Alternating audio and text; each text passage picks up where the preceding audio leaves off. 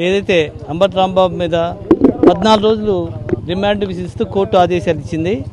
అంబటి రాంబాబు గారి తరఫున పొన్నవాళ్ళ సుధాకర్ గారు వాదనలు వినిపించారు.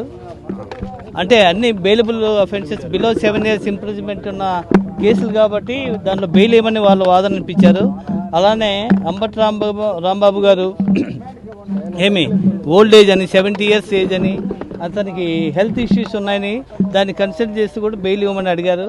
కానీ దాన్ని కోర్టు భావించకుండా అతనికి 14 రోజులు రిమాండ్ విధించింది.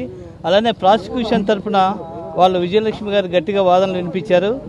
ఏదైతే దాదాపు అతని మీద 20 కేసులు ఉన్నాయని, అగెనిస్ట్ పోలీసుల మీద అసాల్ట్ చేసి అంటే దాడి చేసిన కేసుల్లో 7 కేసులు ఉన్నాయి కాబట్టి అతనికి రిమాండ్ చేయాల్సిందని ప్రాసిక్యూషన్ వాళ్ళు విధించారు.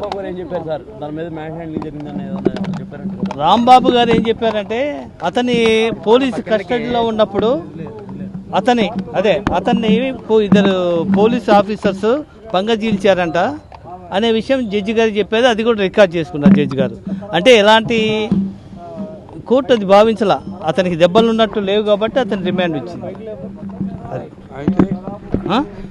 అయితే ఆ పోలీసు వాళ్ళ మీద కూడా చెప్పింది ఫస్ట్ కోర్టు హాల్లోకి వచ్చినప్పుడు చెప్పకుండా ఈ ఆర్గ్యుమెంట్స్ అంతా కూడా విన్న తర్వాత జడ్జి గారు ఆర్డర్స్కి దిగబోయే ముందు నాకు ఇట్లా ఇబ్బంది పెట్టారని చెప్పి అప్పుడు ఆఫ్టర్ థాట్ బిఫోర్ ముందు చెప్పలేదు, ఆఫ్టర్ థాట్ చెప్పాడు. కాబట్టి దాన్ని రికార్డ్ చేసుకున్నారు, దాని మీద ఇది జరుగుతుంది. అదేవిధంగా ఈ విధంగా ఈరోజు ప్రాసిక్యూషన్ వాళ్ళు చాలా జాగ్రత్తగా బాగా చక్కగా చెప్పారు. వాళ్ళ యొక్క ప్రజెంటేషన్ కానీ అంతా కూడా చక్కగా ఉంది. అదేవిధంగా వాళ్ళ డిఫెన్స్ వాళ్ళు కూడా వాళ్ళ వాదనలు వాళ్ళు వినిపించారు. ఈ 2 వాదనలు నిన్న మీదట ఏదేమైనప్పటికీ ఒక మాతృమూర్తిని ఆ విధంగా తిట్టడం అనేది కూడా సభ్య సమాజం కూడా ఇది ఎవరు కూడా సహించాలన్నటువంటి విషయము.